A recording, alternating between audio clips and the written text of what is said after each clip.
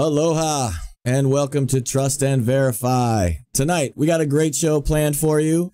We are going to be keeping our eye on the president over there in Helsinki, Finland. We had the video up, but apparently it's reloading. Australian internet is not that good. So we're going to introduce you right now to my friend, my partner, my co-host, the man down under who's fighting through that Australian internet. Boogie Bumper. Boogie, other than the internet imploding on you right before we go live, what's going on? Not a lot, James. Just keeping an eye on things as they're happening. It's been a big week. We went live. It's amazing how fast the news cycle turns now. And it used to be a 24-hour media cycle. I've had a conversation. You and I have both spoken with our friend Tom Shadilay, and he reckons it's now like a 12-minute news cycle, like one tweet to the next. It really is just pretty chaotic how quickly things are moving. And, you know, we're almost getting addicted, aren't we, in this era of Trump? We've been so used for so long to things going slowly, for government being a really slow-moving beast, and in a lot of respects it still is. But the Trump effect is not only in voters, but it's on the mechanisms of government itself. It's how the news is, you know, it struggles to keep up with him. And the amount of stuff that he's got going at one time, you know, he's not just meandering along here. Wherever he goes, there's explosions in his wake, you know. It's like an Acme Roadrunner cartoon. Wherever he goes, it's just destruction behind, right? I just want to say thanks to everyone who's joining us. Great room, by the way, guys. Thanks for joining us. Please feel free to share. I'm sure the Twitter account didn't send out a tweet, but if it did, head over to @tavshow.com and please feel free to retweet and share. Thanks for joining us. Got a big show lined up. Got lots of stuff to go over and lots of stuff to predict for the next upcoming week. James, where do you want to start? Anywhere you want to start, brother. You know, a lot has gone on this week. You're definitely dead on with the 12-minute news cycle. I will tell you one big prediction right out of the box is big time this week. In fact, it's going to happen right now in a couple of hours. I bet you, I'm willing to bet there's going to be quite a rather large announcement that's going to send a little bit of shockwave here out of the Helsinki, Finland here. There's a reason the president is over there meeting. Hold back. Yeah, no, you know me. I put our reputations on the line every time I talk in front of a microphone. So why not just keep that going? You know, I don't just bet my ass; I bet yours too. So look, if there's any questions in the chat or in the room right now, that is a live look at the presidential palace in Helsinki, Finland. We will be bouncing that in and out so that we hopefully, if the president does talk, we will literally just press audio on and listen to if he does say anything, provided the Australian internet doesn't screw us. So your choice. Let's go. It's back to you, Boogie. What do you want to watch? Well, since we're on Russia, let's kick it off with Russia. I found this from the Australian Broadcasters Corporation, Greeno. Sorry for that. Boogie, so the CEO and owner of TAVshow.com, James R., of course, from the Australian Broadcasting Corporation, otherwise known as Australians Broadcasting Communism, known here locally, this taxpayer-funded news service here. Donald Trump labels EU a foe ahead of Helsinki summit with Russian leader Vladimir Putin. And I was sure that this would get the CNN Chardonnay socialist tongues a-clicking, James, in Washington, D.C., There's a short little video here. I don't know what it's about. We might have a little look. Got along with Russia, that wouldn't be so bad, would it? It would be really nice if we got along with Russia. Wouldn't it be nice if we actually got along, as an example, with Russia? Wouldn't it be nice? Wouldn't it be nice? See, if we actually got along with. They're very creative. If you play all the clips of Donald Trump saying how nice it would be to get along with Russia, that clearly means he's a Russian spy, doesn't it? Absolutely. US. Oh, come on, please. He's basically, he's got red undies on, James. US President Donald Trump named the European Union as a top adversary and again denounced the news media as, quote, the enemy of the people. Oh, no. Before arriving in Helsinki for his high-stakes summit with Russia's Vladimir Putin. Mr. Trump and his top aides were downplaying expectations for Monday's summit. See, if you cast your mind back, sorry to do a little bit of self-promo here, James, but I did a Periscope last week, one where I'm at work and I get a couple of minutes, so I just walk and talk, right? Mm-hmm. And I spoke specifically about politics is a game of managing expectations. And that is like the pot of gold at the end of the rainbow, right? And especially when it comes to aspects like speech writing, that's always front and center in your mind when you're writing a speech for someone in a political realm, is how to manage the expectations of the audience and how to best utilize those expectations to your political advantage. So Mr. Trump and his top aides were downplaying expectations. Of course, that's the point. Because what if he goes in, what if he tells CNN, I know Donald Trump isn't this stupid, what if he tells CNN that he's going to go in there and he's going to get this and he's going to get that and he's going to get that and he's going to get that? Then that becomes a weak point for him in a negotiation, because Vladimir Putin will know like what his strengths are and what he's trying to get, and will know how to hurt him domestically at home politically with the media. So you don't go in giving any of those kinds of answers, right? It's very simple stuff. Mr. Trump continued to rattle allies by lumping the EU in with Russia and China as a foe of the US. I don't think he did that, but anyway. No. In an interview with CBS News conducted at his Scottish golf resort, Mr. Trump named the EU, which includes many of America's closest allies, as the top of his list of biggest global foes. Now, I want to get your thoughts on this, James, because to me, I would have thought an entity that dissolves sovereignty amongst nations, which intertwines bureaucratic unelected bodies, which is controlled by a kind of pseudo-socialist dogma, and which puts up large trade barriers to any outside markets such as the US in order to get into Europe.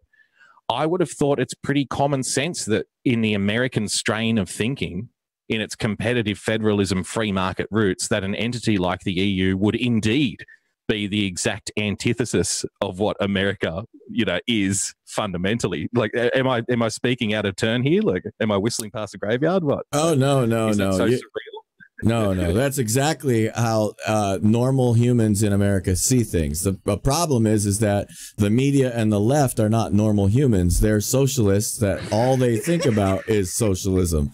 Like, it's literally their ends justify their means. They literally, this whole Russia thing that, like, today there's this trending hashtag out there that they're trying to say that, Trump and Putin meeting is bad, but they're so out of whack that if they literally just look at what happened under Obama, like, Obama did worse than anything that possibly could have been said by Donald Trump so far. I mean, he said, tell Vladimir I'll have more room to maneuver after my election. And I mean, we got hot mics, you got people meeting, you got the annexation of the Crimea. That all happened under Obama. The problems in Ukraine, that all happened under Obama. Like, all of the problems with Russia literally happened under Obama. Like, remember, Reagan wiped them out and Obama brought them back. Remember Obama before he got elected, and he said to Mitt Romney, the 1980s called and they want their foreign policy back? Like, how do you walk away from all of that and turn the narrative to suddenly being friendly with Russia is a bad thing? Like, it's insane. And it's literally insane. But also, Donald Trump didn't call them foes in the way that they're trying to use the word. He called them competitors. They're our competition. That's the name of the game, folks. We are trying to win. They are trying to win. That means somebody is in competition with somebody else. It's literally the English language. Learn it. It'll help you out a little bit.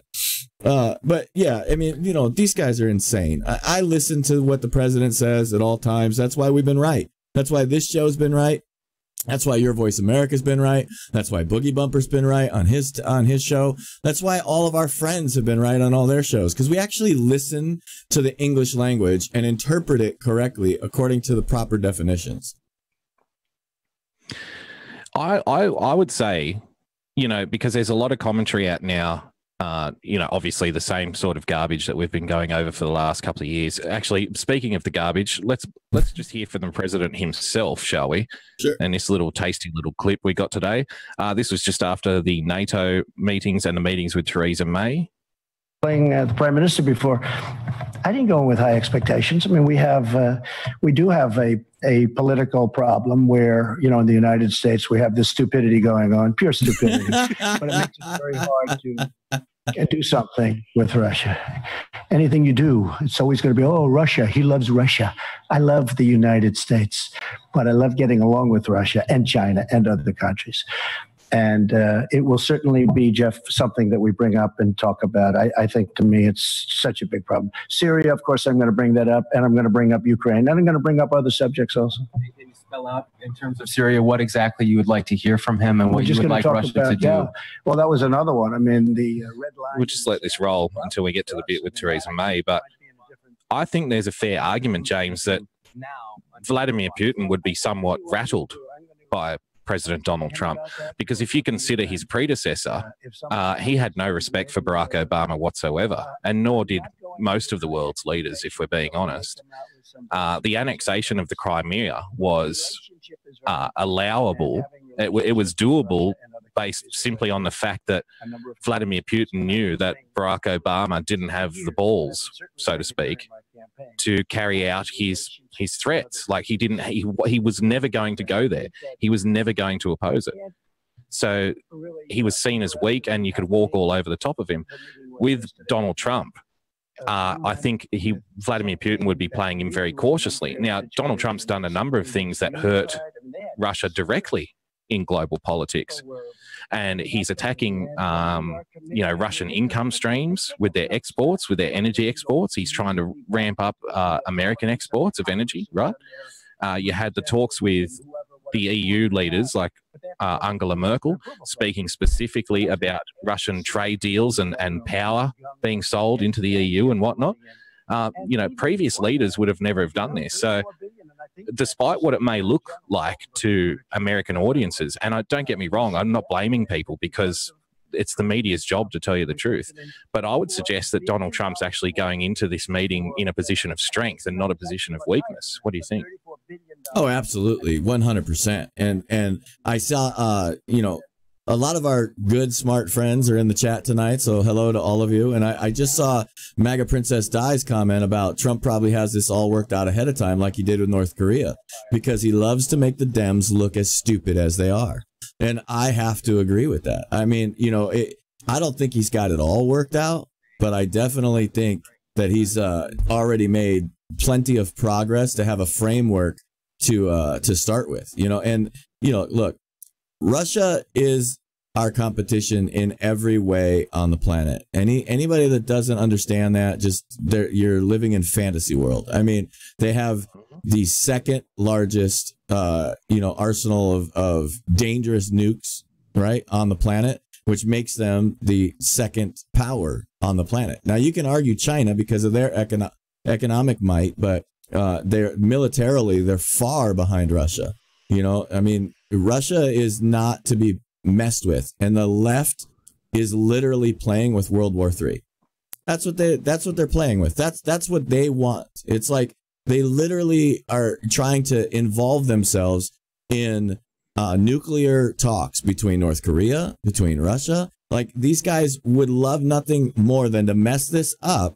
And then they don't even think about the logical consequence of their actions. They don't even think about, why would you want Trump to fail? Just think about that. Why do you want him to fail? It's your ass that's out there. So it must be that they don't care about ending the world. It must be that they don't care that they could make this happen. I mean, that's the only thing I can think of, because I didn't want Barack Obama to fail. I didn't like it. I hated his ass. I think he's an idiot and a moron, and couldn't do foreign policy to save his life. And he bowed to everybody's shoes. And this guy bowed to the guy that cleaned the bathrooms. I mean, this is the president that these guys admire. And yet I never wanted him to fail because it put my ass on the line. So I don't get it. I just don't get what they're doing.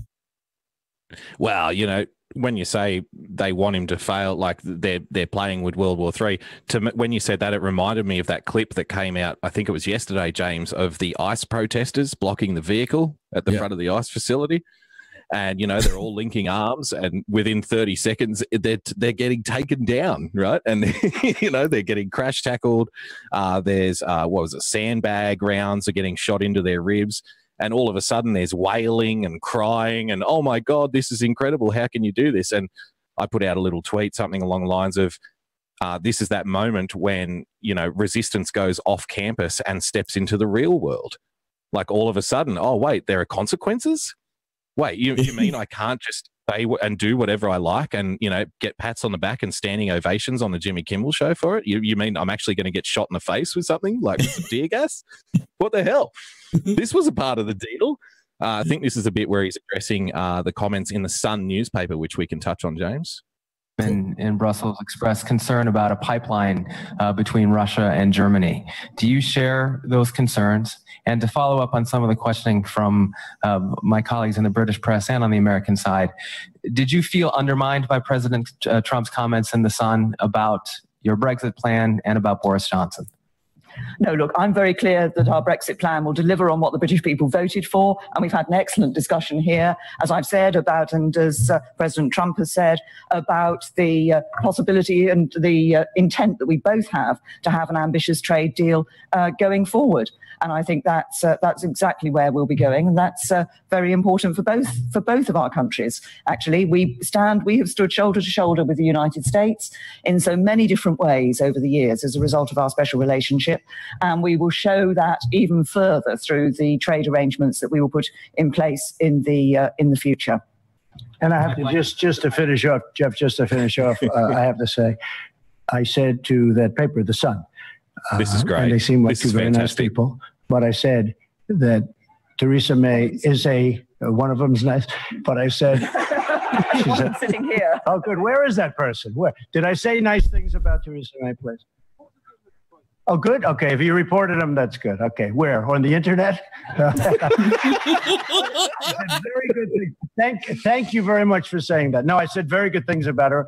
I didn't think they put it in, but that's all right. That's the reporter right there. That's the reporter right there. I put out a tweet on the other night, James. This guy did an interview on CNN, and he was being asked, typical CNN level questions, right? It was like, has Donald Trump permanently poisoned the relationship between America and the UK and all this kind of garbage? And this guy very honestly came out and said, well, he's not a typical politician. And he said it's actually quite refreshing to have somebody just say it as it is, because we've been starved of that in politics for a long time. He said, obviously that plays well to his base, but obviously in foreign policy, when we analyze it, there's some difficulty there. You know why? Because the straightforward, uncouth nature of Donald Trump is not something that they're used to. But what did you make of the meetings with Theresa May, James? I don't want to take over too much. I feel like I'm on a run here. Oh, no. I wanted you to play that clip through because I actually would like to finish a little bit of the clip because I think, for me, this was very telling and very important. Theresa May not only stood up and stood next to President Trump the whole time, she stood by his comments. She told the British press that they were trying to stir up shit. Like, essentially in her, of course, understated British way, but you could hear right off the bat, her first answer was no. The word no came right out. She said, look, we have said this, we have stuck together. And then she took her own fake news jab at the fake news right there by saying, oh, well, one of them's nice. Like, literally is like, playing right along. So I think it's important to listen to the rest of this right here because this is fantastic. Beautiful. The headline, I wish they put that in the headline. That's one of those things. And she's a total professional because when I saw her this morning, I said, I want to apologize because I said such good things about you. She said, don't worry, it's only the press. I thought that there it is. There it is. I might add, Joe, Breaking, CNN breaking. Donald Trump simultaneously backflips on claims about Theresa May and attacks the press. Oh, dude, CNN is a freaking nightmare. They flipped this and said Donald Trump attacked the press right here when he's trying to call on John Roberts and Jim Acosta. I mean, you start trying to talk over him and then Acosta throws in his little baby attitude with his well, we're a real network too. It's like freaking okay, guys. If you were a real network, you wouldn't have to say you're a real network. That's for sure. And then they flip it. And so, they embarrassed the president in an overseas trip for the second time. So what did they do? They pulled all of their White House correspondents going to CNN. What did CNN do? Oh, it's a full out attack on the press. No, you dipshits acted like dipshits, so we took our people away. Period. Do you know, can I be serious with you for a second here? Sure. And, you know my co-host on the Common Discourse, James, the voice of reason, Adam J., and he's from Poland. And, it's safe to say that when it comes to Russian politics, he has a healthy skepticism, in an understated colonial way, and which is fine. And we've had many arguments about, how effective Russia is. But where we agree is the tragedy of the last 2 years with the Democrats' play in particular. Like, they could have been writing policy. They could have been deciding how to win back the voters that they lost at the previous election, but they didn't do that. They didn't decide to do that. Instead, they decided to create a boogeyman, and that boogeyman is Russia, right? But the real tragedy here is with the way that they have memed Russia, and they've turned it into a meme, because now everybody just laughs when they say, oh, Russia, Russia, Russia, Russia. My Russia! Exactly, right? But that downplays legitimate actions that may or may not be taken by Vladimir Putin and the Russian state. There's a thing called in active measures. Have you heard of active measures? Yeah. Now, active measures is a Russian political infiltration subversion strategy, which is well known, which is to create chaos in your opponent. And it's not necessarily for one side or the other side. You're not backing a particular candidate. You don't care as long as chaos reigns. Yep. Exactly. And with the memeing, like now when there is legitimate concerns, and there should be legitimate concerns about foreign infiltration, there should be legitimate concerns about, subversive activities from other governments. Like, let's not pretend like everybody gets along here. But the Democrats have now made it so impossible to prosecute legitimate concerns because they've been so ridiculous in going after this stuff, which is clearly false. I think it's a terrible tragedy, if anything. Yeah, here's the best part. Yeah, no, they are. They would. I would say this. They would be doing harm if we didn't have President Trump in there. And here, this is what I was going to say, is this is the beauty of President Trump is he doesn't give two shits what the left thinks. Doesn't care. He learned right away that it didn't matter. There's no appeasement he could do that would make them happy. So why appease them? They've literally written themselves out of the script, which means that Donald Trump gets to go and make all the plans that he wants without having to consider what they think. They get no input. Their input doesn't matter. And here's the best part.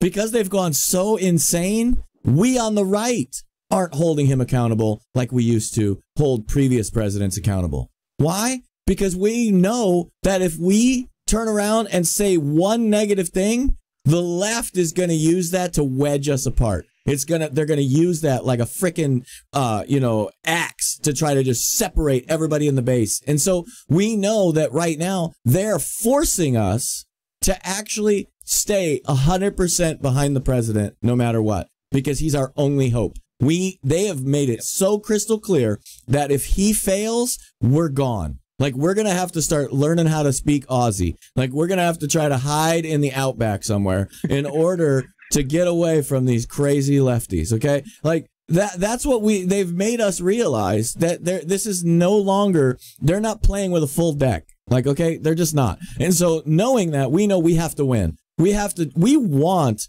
the good old days where we actually could have an honest debate with a lefty. We really want that, but we know we cannot get that anymore. We cannot get that until we have basically put them out of their misery and gotten them out of every place of power so that we can get and find honest Americans again. So we can find people that don't want to just line their pockets, that aren't willing to sell World War III to cover up the fact that they're a criminal organization.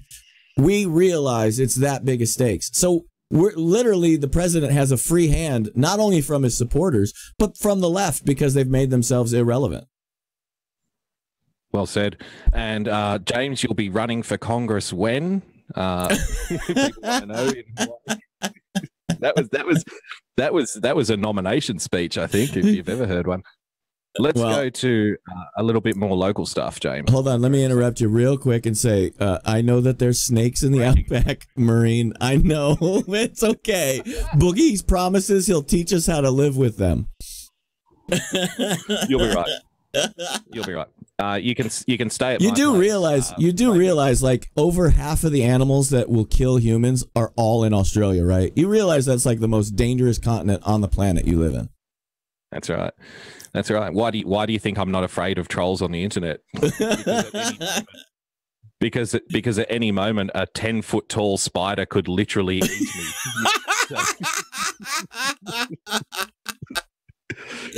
Gowdy rules out impeachment of Rosenstein. This is going to definitely disappoint some people, James. Representative Trey Gowdy, who I think has big potential. He's got leadership qualities, I think, as long as he plays it right. But that's just my opinion.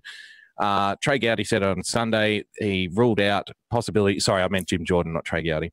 Possibility of impeaching Deputy Attorney General Rod Rosenstein, saying there is not enough support for his ouster. Impeach him for what? Said Gowdy on CBS's Face the Nation. I'm not convinced there is a movement, Gowdy added, citing Politico's recent report that a group of GOP lawmakers are preparing to impeach Rosenstein. Conservatives frustrated with the special counsel Robert Mueller's investigation into Russian involvement in the 2016 election have long targeted Rosenstein. Some lawmakers claim he has delayed their investigation into FBI. See, this kind of stuff, right? Sorry to interrupt. Why is it going back? But see, this kind of writing just annoys me. And once you see it, you can't unsee it. Some lawmakers claim he has delayed their investigation into FBI agents. It's not a claim. They've been asking for 12 months for these frigging documents. Like, how is that a claim? You ask for documents, they don't show up 12 months later. That's not like a conspiracy theory. Like, oh, they've claimed that he hasn't given the document. No, where are the documents? Show me the documents. Then we could say it's a claim. Yeah. They feel FBI agents into Mueller's investigation who they feel are biased against President Trump. Again, they don't feel that the investigation was biased into President Trump. We know that the investigators were biased, right? Like Peter Strzok admitted his bias against President Trump. The problem is bias is not a crime. So you can't prosecute people for thought crimes. This is not, I don't want to disappoint the CNNs and the MSNBCs too much, but this is not Soviet Russia, comrade. So we don't prosecute people for thought crimes. Right? Yeah, absolutely. So you can go around thinking that Donald Trump is the biggest prick who's ever walked the earth. It makes no difference unless you can prove that he's broken some kind of law or process or protocol or acted improperly in the investigation within the FBI, right? Because that's the only way you can get him. I'm sorry, that's just reality. It doesn't matter if he hates Donald Trump. If he did something wrong, you can get him on that. But not liking a politician is not the same as breaking the law, right? But then they say, they feel that they're biased. No. Peter Strzok came out and admitted he was biased against President Trump. They're two different things. But will Rosenstein be impeached, James? Are you sticking true to your claim that Rosenstein is a good guy, sticking to it like shit to a blanket? Or have you managed to be pried apart with a crowbar from your previous opinion? Let me start with, as the representative of America, the people in the chat want you to say, that's not a knife. That's a knife. So you got to. That's not a knife. So call that a knife. You call that a knife, yeah. So the funny thing about this whole deal is that the people in the mainstream, the people with the big voices, are finally catching up to us. Our group has said this right. The people in the chat have figured this out as well. We have said what was going on from the beginning. And here's why I'm going to stick with there's no freaking way Rod Rosenstein is actually going to get impeached, okay? It would literally send us into a constitutional crisis instantaneously. Rod Rosenstein is a political appointee of the executive branch. Therefore, he is a member of the Trump administration. Congress, to get rid of him, it would set a precedent that said Congress was in control of our executive branch. That's exactly the precedent it would set. There is absolutely no way in hell that anybody with a reasonable mind should want that. Okay? That's why you see Gowdy sticking up and saying it's not going to get impeached. He didn't do anything wrong. If the guy is not a flagrant criminal like that they can prove, it's not going to get impeached. It's just not going to happen. And it would be dangerous to allow it to happen because it would violate our Constitution, separation of powers. You just can't do it. What would it look like if he was impeached? What would happen? What would it look like? An absolute shit show is what it would look like. Because if, first of all, it would be like Bill Clinton, right? Did he ever get removed from power? No. Do you think that they wanted to? Absolutely. But they knew that if we got down to it, what happens? Where does it go? You now have to get 2/3 of the United States governments. In other words, you got 3 branches of government, right? You got Congress, you got the executive, and you got the Supreme Court. So even if Congress goes through the entire impeachment process, who has the authority to remove the president from power? Who does? Who's going to go in there and arrest him? Remember, the president is the commander in chief. He controls all the military and he controls all the police force. Okay? There's not a police force in the country that does not answer to the executive branch. So what does that tell you? That tells you that in the country of the United States, in order for a president to be removed from power or a member of the executive branch to be removed from power, the American people have to agree to it. The people literally have to agree to it because otherwise it's anarchy, chaos, and civil war. It literally is because somebody has to go against their orders. Somebody has to violate and say, well, even though I work for the executive branch, I'm going to go against the orders I have to stand down, and I'm going to go arrest and remove the president of the United States. So what does that do? Then now, what if the Marines say, fuck you, you're not taking our president? What now? Now what do we got? Now we got 2 people with guns that are just, it's just anarchy. You got a military coup. You got a military coup on you. That's absolutely right. Like, people are not thinking these things through because they're so mad. Like, they're just, the left is unhinged. Like, the impeachment was never a thought. Like, this is some shit that, Mad Max made up in her twisted, sick mind and has just ran with because it's all about obscuring things. They're trying to play politics. They're using this as for her. It works for her in her local electorate. You know? Right. It works for her, the impeachment talk, because they're all mad too. Right. Exactly. So you would literally have to have the Supreme Court say that Congress had power over the executive branch. Nowhere in our Constitution is that true. This is the problem with people not understanding the foundations and the formation of our country. When you don't understand history, you can't possibly understand it. And the reason the Constitution has the least amount of language in it as possible is to allow for the most amount of change, is to allow the most amount of freedom for Americans. And it was written to say anything not enumerated in this document, the government does not have the authority to touch. They didn't say the reverse. They literally said, if you are not enumerated in this Congress, in this Constitution with the authority to act on it, you don't have the authority to act on it. To the government, not to the Americans. See, it's a reverse of almost every other constitution on the planet. Every other constitution of the on the planet tries to allow what rights are given to its people, those are how they grant the rights to the people. In this case, we did it backwards and we said, no. This is a document that says we get to do anything we want except these things. So it's literally the limiting document. And that's why we get to these places where politics is so important. Politics being played. I'm glad the left overplayed their hand. Yo. I'm sorry that I have to interrupt the entire show because Jake's in the house. We have been missing Brother Jake for weeks. He decided to grace us with his presence. He interrupts the whole show, and we have to make it all about him. What's going on, Brother Jake? Good to see you. But yeah, you see what I'm saying, right? I mean, that's literally why we have the Constitution we have. But that's why, again, take it from a foreigner.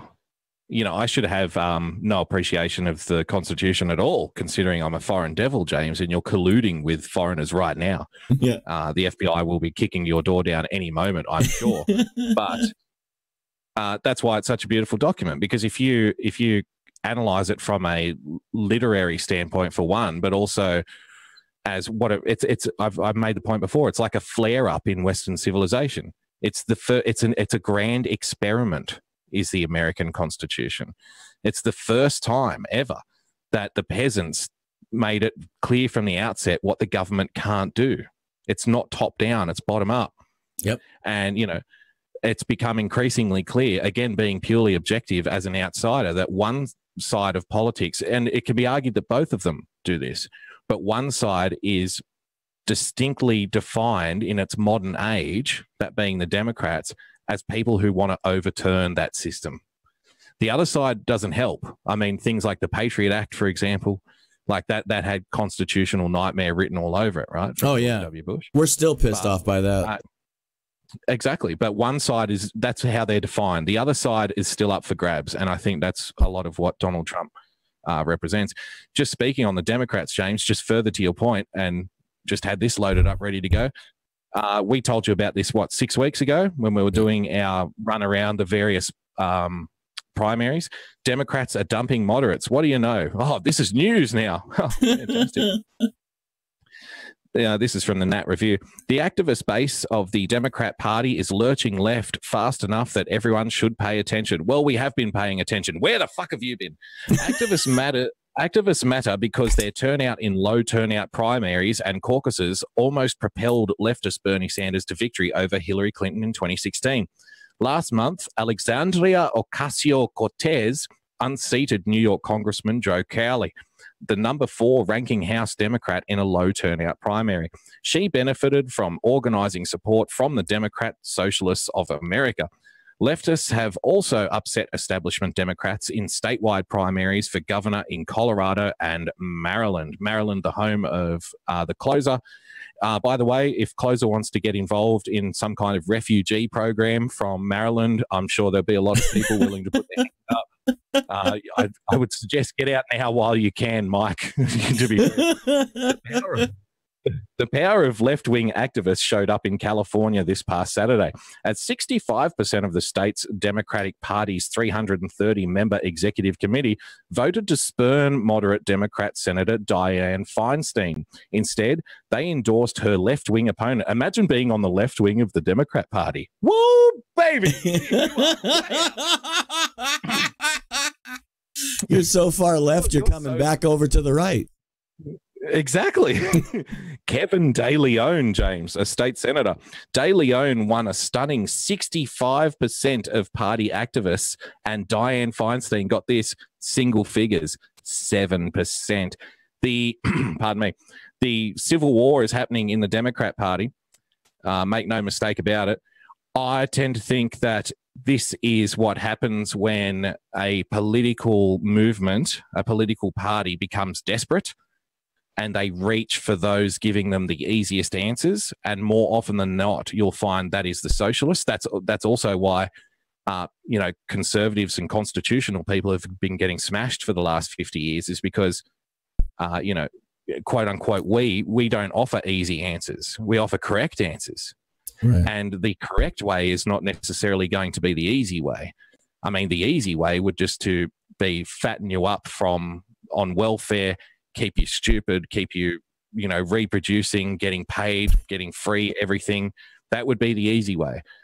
The correct way is much more difficult. If you're going to pull yourself out of those poverty welfare cycles and make something of yourself, oftentimes it's not, you don't become great by being handed everything that you ask for. So,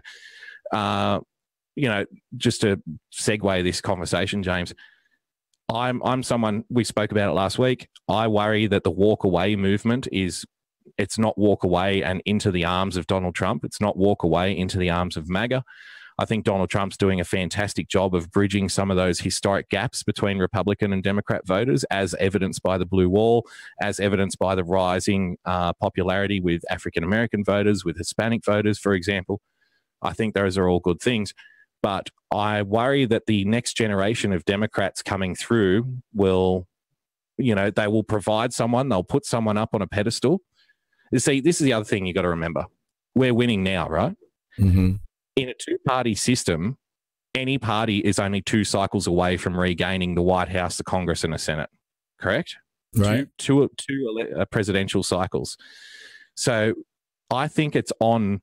See, part of the reason that we're doing this stuff, right, and having these conversations is we can't allow the last 50 years to repeat itself in 6 years from now. No. Because that's all over. What we have to do is take advantage and stay on top. Like, think for yourself. Once you see it, you can't unsee it. Become aware of politics, and more people are now aware of politics and getting engaged, and that's fantastic. But if we don't kind of keep the pressure up, then I fear that in 6 years' time, a new Democrat is going to come in and is going to sing from the right hymn sheet, and all of those people who walked away will just walk straight back into the plantation again. Do you know what I mean? Yeah, you know, I hear what you're saying, and I pray that's not true. I literally, it wouldn't even bother me so much if they got an honest Dem. Like if they had a Donald Trump that just happened to be a Dem, and they could be trusted, like that wouldn't bother me, because as long as they were thinking for themselves. And I think that's what's the advantage to this walkaway movement, is that, you know, I understand they're not walking into being on the right, like, but they are walking away and waking up to they're definitely not a Democrat. And so that's an important thing to me. And that's why you look, we've said it all along, and we, especially on this show, get it. The independents won this election, and we get that. It wasn't the right that won this election. It was the independents. And now they're seeing that the things that we said from the conservatives, not the right, from the conservatives, were correct. That is why we're winning with independents, is because they are understanding that all the things we've been saying for decades about the economic policies, about how you lead from the top down with that, about what's going to happen to unemployment, what's going to happen to rising wages, how do you properly manage an economy? Like all of the things we told them for decades is being proven to be right, because Donald Trump isn't playing the mitigation game. He isn't a traitor like the Bush is.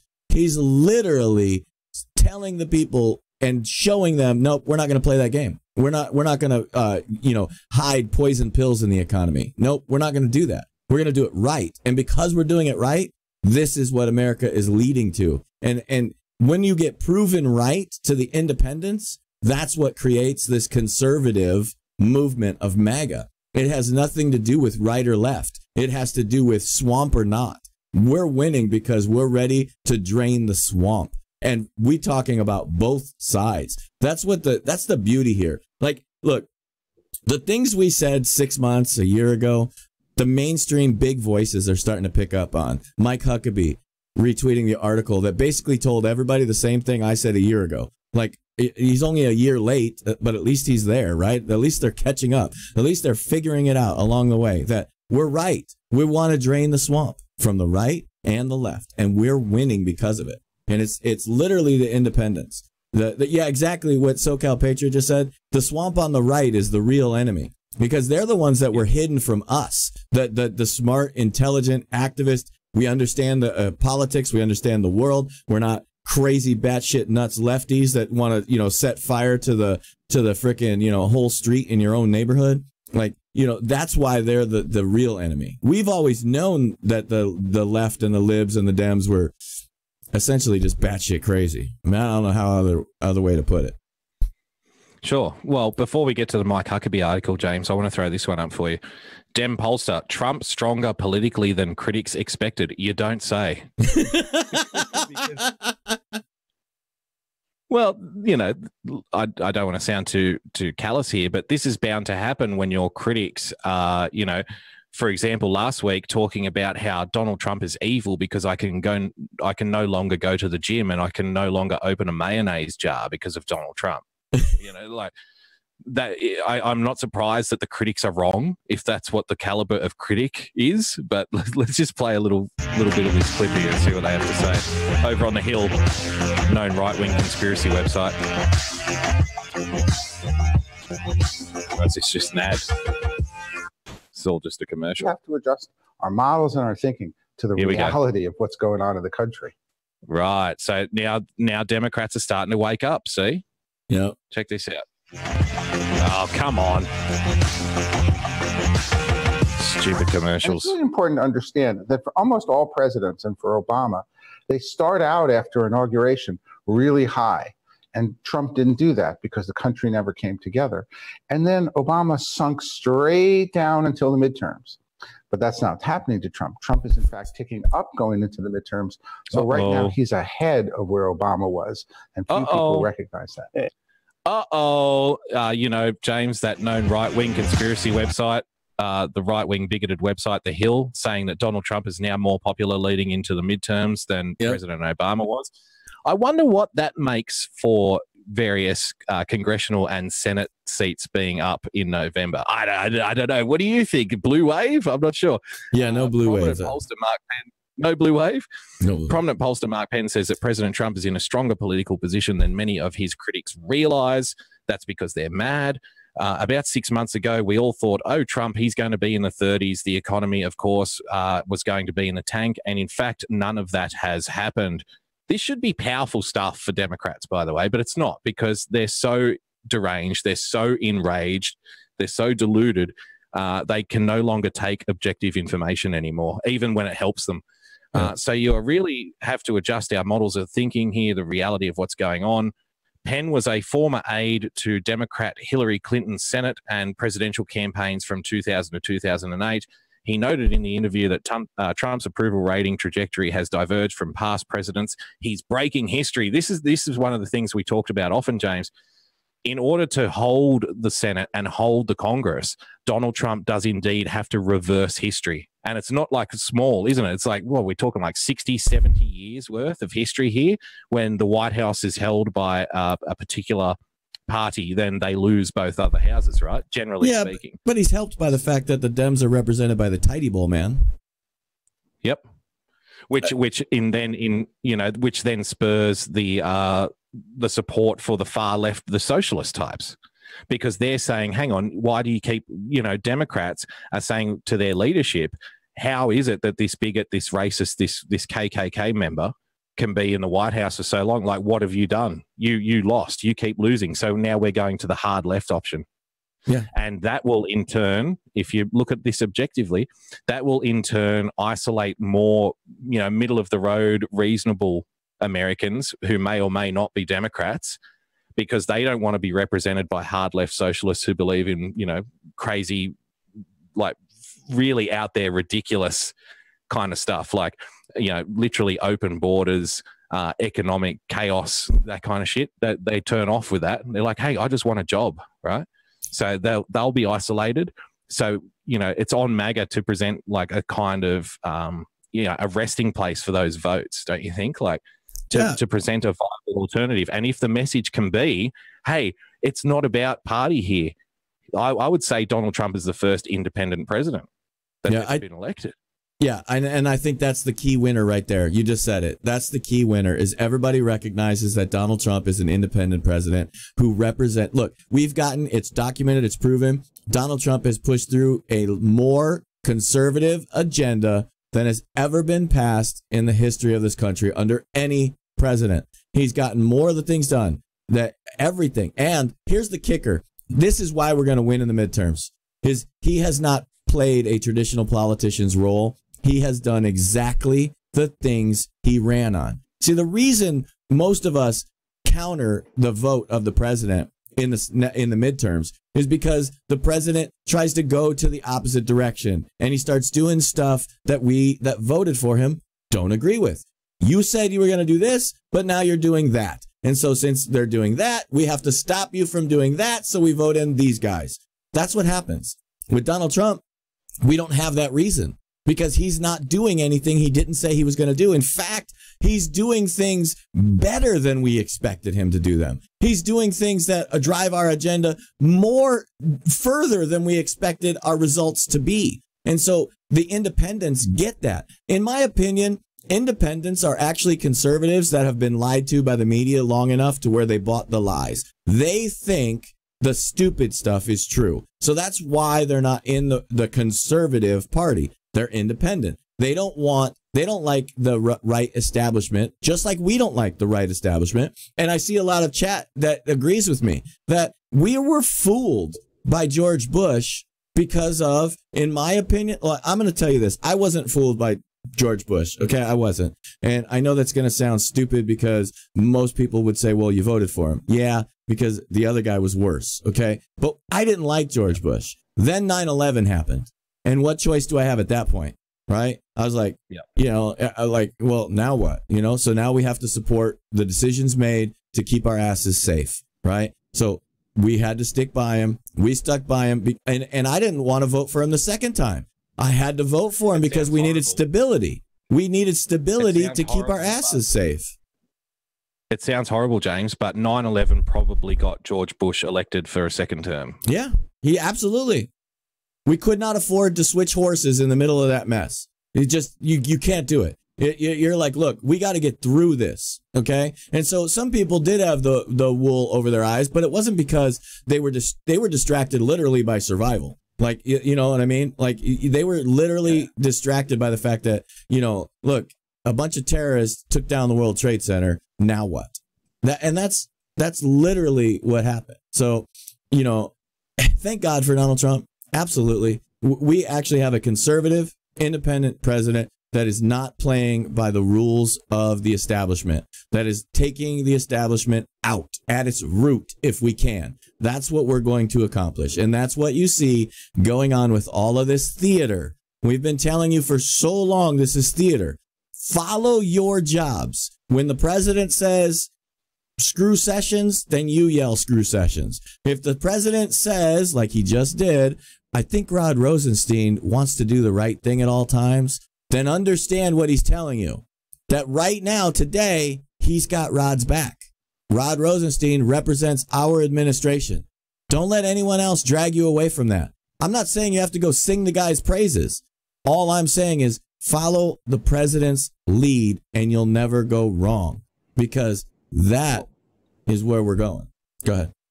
It's so ridiculous now, James, because I think if you can make the message a bipartisan thing, like about corruption, then you are going to keep a lot of those walk away, a lot of those blue dog Democrats, right? And I think that's the genuine message here. Now, parlay that into this. It's so ridiculous now. For the last 30 or 40 years, for example, the left has been crying and bitching and moaning and screaming blue murder about corruption in the intelligence agencies. And now, because it's politically convenient for them to do so, all of a sudden, all of these lefties have become the biggest fans of the FBI, the CIA, and the NSA. Oh no, they all agree Donald Trump's terrible. So yes, that's because they finally subverted it. How dare you attack the FBI, James? The FBI are their heroes. He should get a Purple Heart, this guy, Peter Strzok. He's fantastic, It's ridiculous. Yeah. For the longest time, you would think that the Democrats would be happy with, Trump trying to limit lobbyists, for example. Because they talk about, these lobbyists, that's a big problem. So he gets rid of the lobbyists, and what do? Oh, you can't do that. I think that proves, I think that little fact that you just said proves that they successfully subverted the FBI. That one fact alone is what absolutely proves it. Go ahead. I didn't mean to interrupt you. I just wanted to interject that point. No, sure, no. Well, but it just shows the ridiculousness of it. It's become opposition for the sake of opposition. And, if you're going to win over a lot of the, the quote unquote blue dogs, a lot of the walk away people, then as long as you keep attacking corruption, then you're going to do absolutely fine. Yep. Speaking of which, James, you wanted to touch on this. You did previously a little bit. A more positive take on the Iran deal, written by Mike Huckabee. News of Imran Awan's sweetheart plea deal emerged quietly during the 4th of July week, but it hasn't gone unnoticed here, even with the predominant story right now being President Trump's nomination of Brett Kavanaugh to the Supreme Court. My initial thought about the Iran deal was, oh man, the DOJ has buried another scandal. And that was a thought that was out there a lot. I can tell you, I got some heat for it myself. And many readers agreed, some commenting that they were disgusted and literally even sickened by the outcome.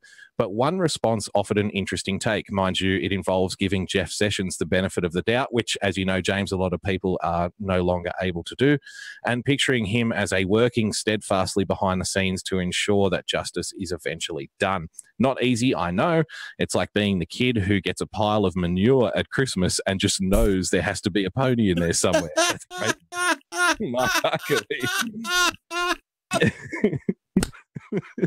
But for the moment, let's try to do that and take the ride with Reader Bonnie Johnson. He then goes out to outline. You can find that on Twitter. Mike Huckabee tweeted that out, the Irwan deal. Just before we go to you, James, my thing on the Irwans was, to me, this was the golden key to unlock a lot of information about potential corruption, potential blackmail in Congress. You know, blackmail doesn't get spoken about often enough, I don't think. I think that's usually the weapon, whether you be a mobster or a politician, to leverage power. It's usually blackmail. Hey, we know this on you, and we'll drop it unless you do what we want you to do, right? So with the Irwans, though, people were upset that this guy, he was out and walking around and smiling for photos. And I get that. The optics of it are particularly bad. A lot of people, I think, in my opinion, jumped the gun and said, this proves that the swamp's taken it. It proves it's another cover-up. And I'm like, well, let's look at the facts here. He did a plea deal on one case, and I believe, what has he got, like 80 charges against him? And this was one. So I think, take that into consideration. The other thing to consider here is we already have all of the information. We already know who they were, quote unquote, tapping in Congress. We already have the server because he left them at his house with a note for authorities, right? So we already have that. We already know about the money being transferred between America and Pakistan, for example. We already know about how they were hired and how there was perhaps unethical procedures in the hiring of these guys. We already know that when their security clearance was gotten rid of, Debbie Wasserman Schultz then hired them as advisors to keep them in her office. So we already know about all of this stuff. The only thing at this point, I think, that the Irwan brother can provide is sworn testimony, in person in court. And he might not even have to do that. He could probably do it in written form, right?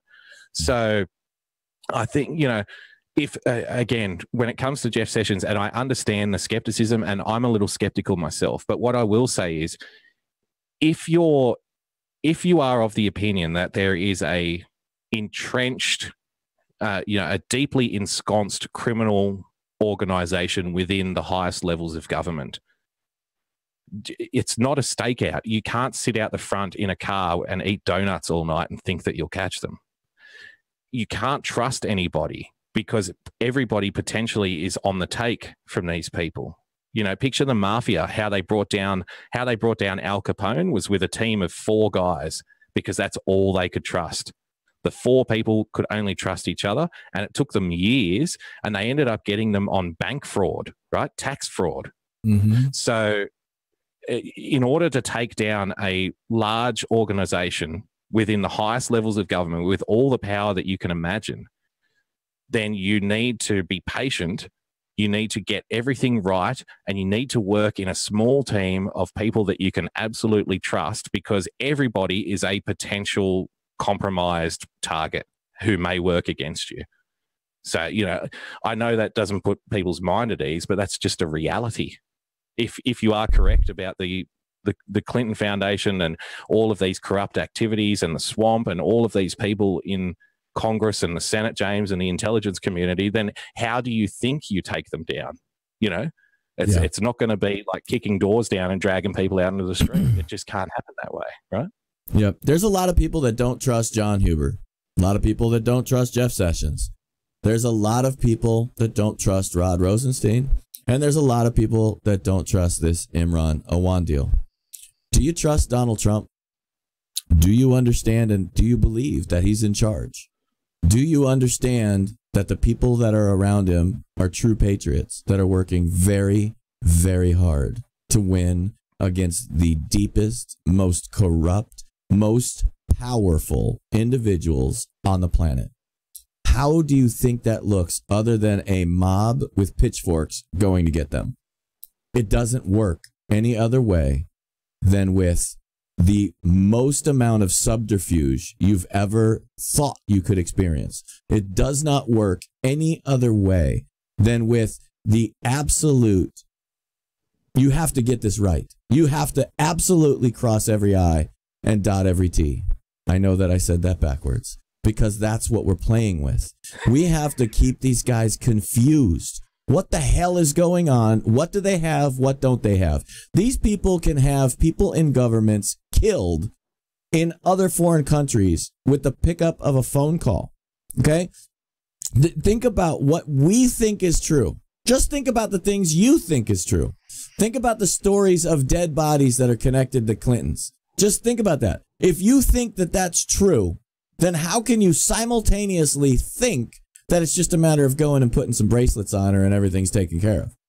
These people can have witnesses killed if they know that there's witnesses out there. These people can have data removed from servers in the government, wiped out.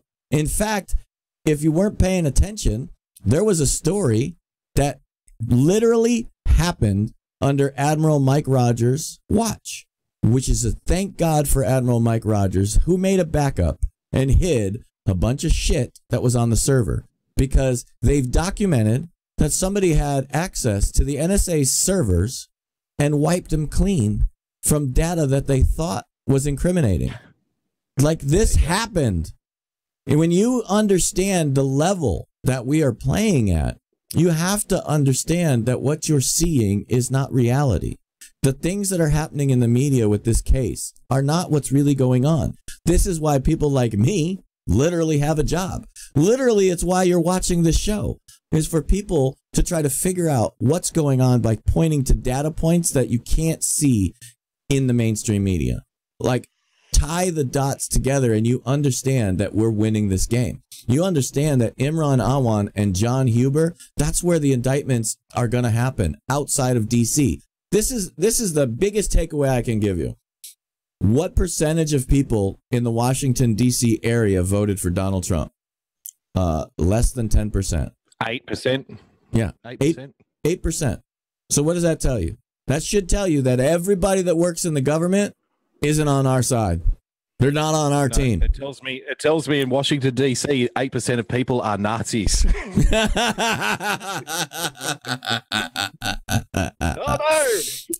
No. So, yeah, when 90%... No, you're good. That's perfect. I love laughing. So do they. That's the whole point, is that when 90% of your government is against you, you have to understand that the only way to win this game is with subterfuge, with disinformation, with maneuvering and getting things to the heart of it. And exactly like you talked about with the untouchables getting Al Capone, there's only so many people you can trust. And thank God there's enough patriots to go around. And literally, without Admiral Mike Rogers and without General Flynn, we'd be screwed. Without them two people, we would have no idea who to trust. Those people figured it out. Those people put the right people in place. It's literally why you see so many powerful generals around Donald Trump. You know, that would have been a more winning narrative for the left, except for Russia. It literally would have been a more winning narrative to say, the military's running our government. Thank God for the military helping Donald Trump. Because if it weren't for them, if it weren't for those patriots, we'd be sunk. So, I mean, I think I've said all I can say right now. We've got the goods. We know we're winning. We can read the tea leaves correctly. We can see the data points that all point to the right directions. We see things that add up. Donald Trump has won. He's done more of the agenda we ever expected to get. We've already won with North Korea. We just got notice they're dismantling their second nuclear facility. And the left is still trying to say, oh, no, he's getting screwed by Kim Jong-un. No, Kim Jong-un does not want to be a two-nuclear weapon power. He wants the McDonald's, okay? Just keep that in mind. Just all you have to remember is Kim Jong-un wants a McDonald's. As long as you remember that, you know we're going to win. Get that fat dictator a Happy Meal, damn it. James, we could talk all night about winning, but I want to talk about losing. Do you think it's time for the hammering? It is time. Time for the hammering. Here we go.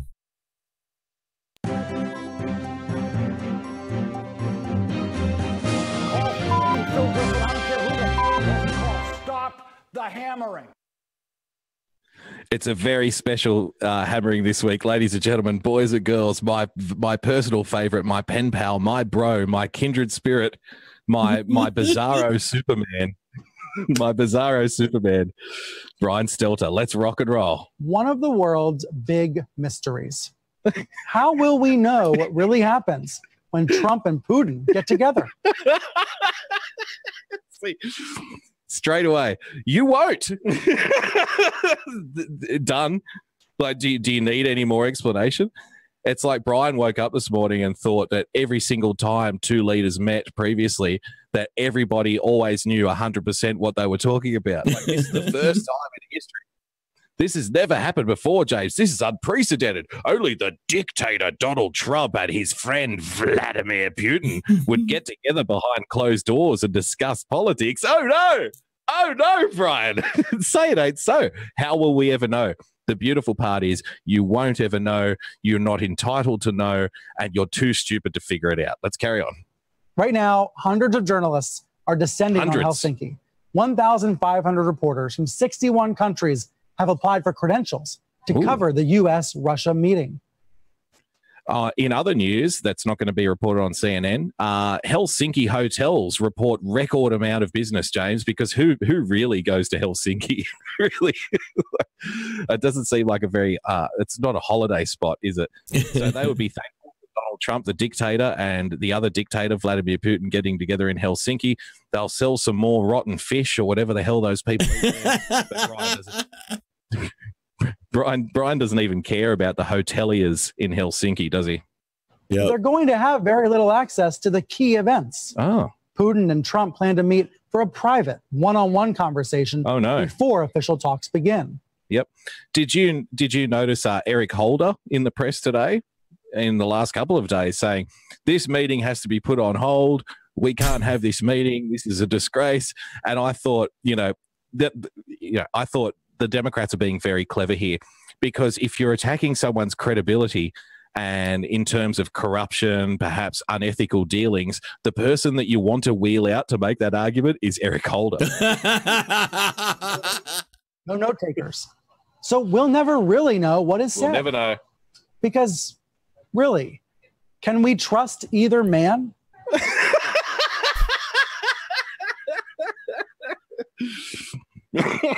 I don't trust Vladimir Putin. I don't trust Donald Trump. Therefore, we'll never know what happened in that meeting. Then again, you could trust somebody, you could trust somebody like you've never trusted anyone before. If your own mother had a meeting with Vladimir Putin and then came out and said, oh, what did you talk about? No, nothing really. Would you trust her? Really? No, we can't. We can't. In the past, the U.S. president's words have projected power and shaped global decisions. See, in the past, the US president's words have projected power and shaped global politics, James. That doesn't happen now. No, in the bizarro world of CNN, Donald Trump's words are, they're just flying around. They have no impact whatsoever. Stick around, because at 6 o'clock, we're going to have a special report about how Donald Trump's words are creating chaos wherever he goes. What the president said meant something. It meant a lot. But not now, not anymore. No. Do you see the fascinating paradox here? On one hand, Donald Trump's words mean nothing. On the other hand, Donald Trump's words are causing chaos and World War III wherever he goes. Can you figure that out? Yeah. So they either mean something or they don't. But Brian hasn't figured that out yet. So how will we know what they're talking about? Okay, let's put it this way: if the world doesn't end, then it's okay. Okay, sweet. President Trump says is so frequently false or nonsensical that his words don't have the same meaning, the same power, the same impact as past.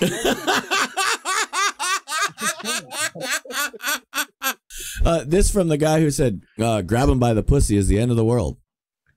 That's right. It's true.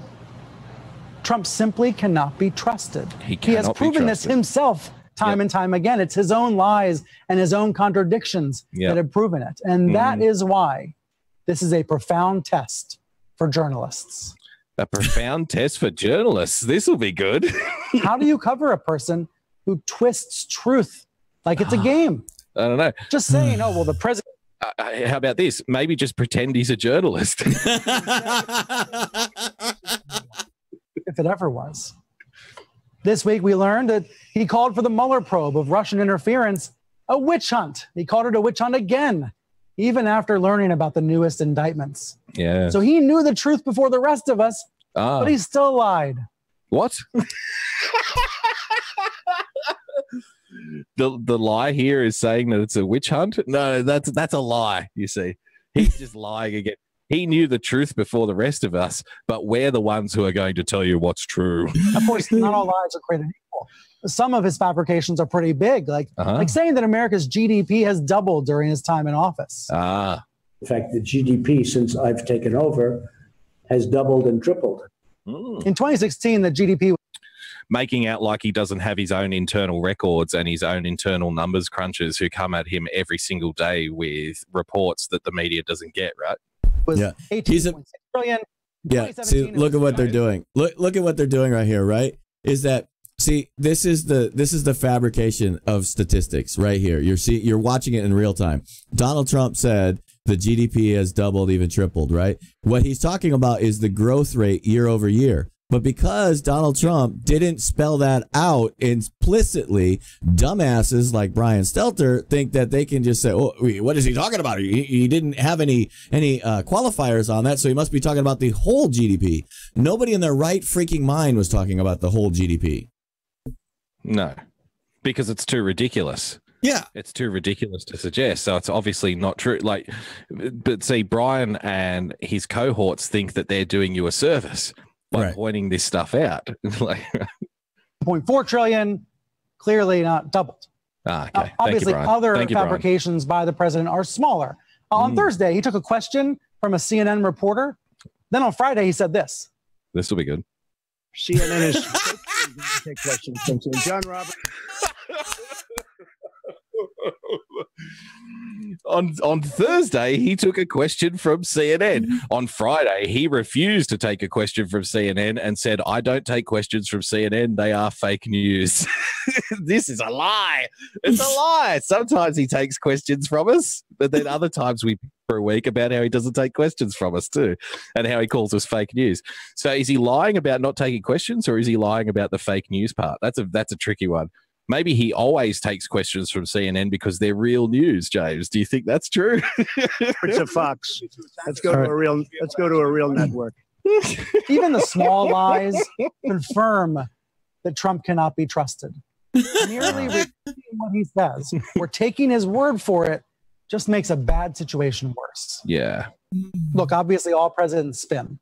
But Trump's deceptions are different both in volume and in degree. That's what's different now. See, he didn't say all presidents lie.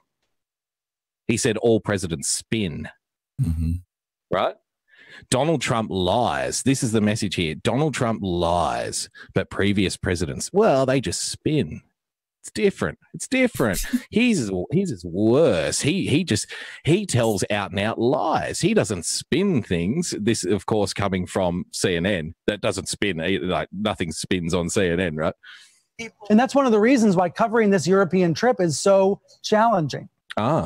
Usually the truth comes out. Not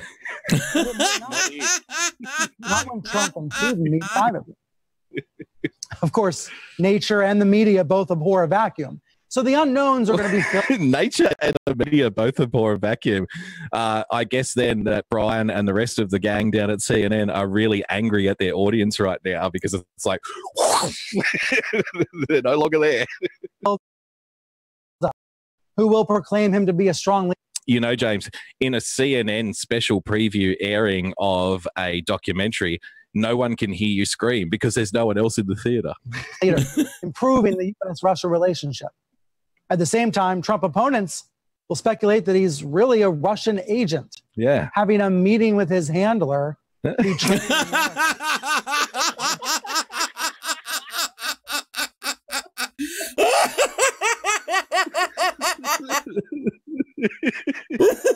Oh my God.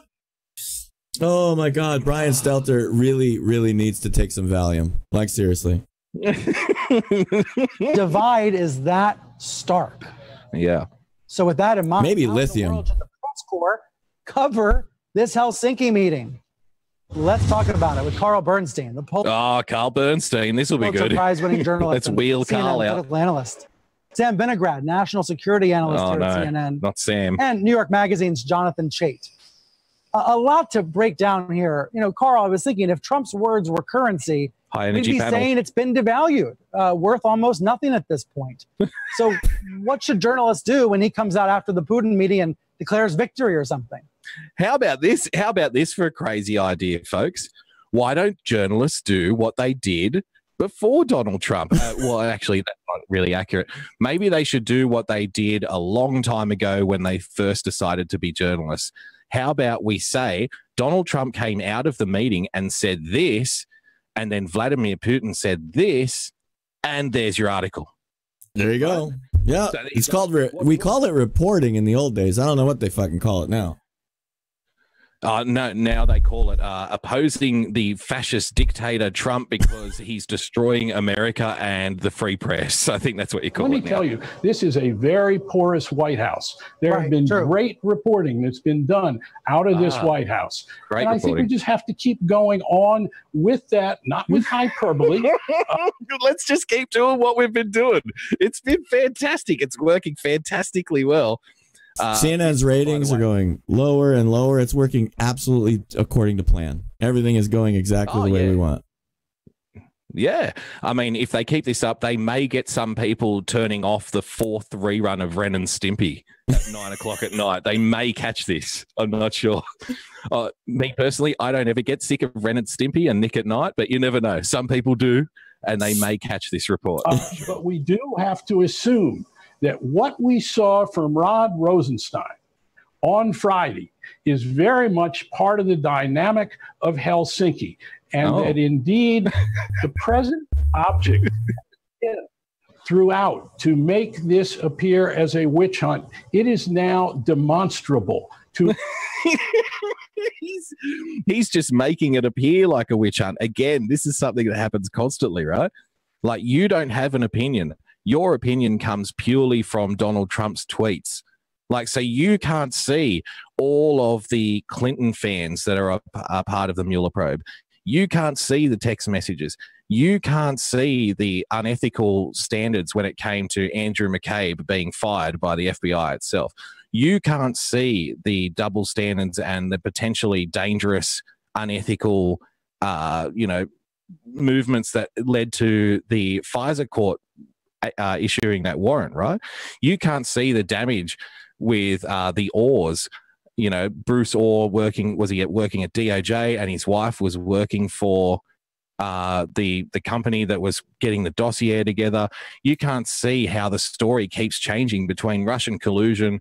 Oh, now it's not about Russian collusion. Now it's about Paul Manafort. No, it's not about Paul Manafort anymore. Now it's about, the Trump team. Oh, we were never investigating the Trump team. We didn't have a spy in there. No, we were only spying on the Russians. Oh, no, now it's not about the Russians. It was about Donald Trump. You can't see any of that. Yeah, like, it's Donald Trump is calling it a witch hunt, and you're just repeating what he says because you're an idiot, right? Thank you, CNN. Thank you for lining us up again, CNN, with the truth. For all to see. This How do we not report a witch this? hunt. And if he tries to use Helsinki with Putin to once again claim that this is a witch hunt, as we heard preemptive. That's a preemptive strike there by Bernstein. If Donald Trump mentions anything about a witch hunt, this will prove that he is indeed working for Vladimir Putin. The idea somehow that the press or that the investigators are responsible for the horrors of undermining our elections the way that has been shown definitively in what Rod Rosenstein laid out on Friday, that's part the shock and the horrors, James, of 12 people getting fake Twitter accounts and retweeting articles about Hillary Clinton. The shock, the horror, the definitive way that our elections were undermined. Remember, again, though, in the campaign, James, did we not see Barack Obama saying that the elections could not be rigged? The elections can't be rigged. What are you, crazy? You talking okey doke? There's not going to be any friggin' no elections. You know, there's some guy down there in Texas saying that the elections are going to be rigged. You can't rig the American election, right? We've just forgotten about that now. Now, 12 unknown Russians with Twitter accounts who may or may not work for a catering company were able to subvert the American system at the drop of a hat and it was all very simple. And we have to bring in plans to make sure that this never happens again. And we can't trust anything that Donald Trump says on the matter. Of the story. Just like before the election. A huge amount of reporting to do. I don't think we need to be pejorative. Fantastic stuff. Ladies and gentlemen, Brian Stelter and the Wacky Gang showing you once again definitively why they are real news. James, that was your hammering.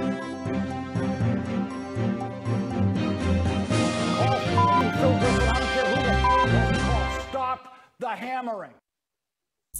Folks, that's all the time we've got for you. So sad to see you go, but we can't stay here. That was a lot of fun.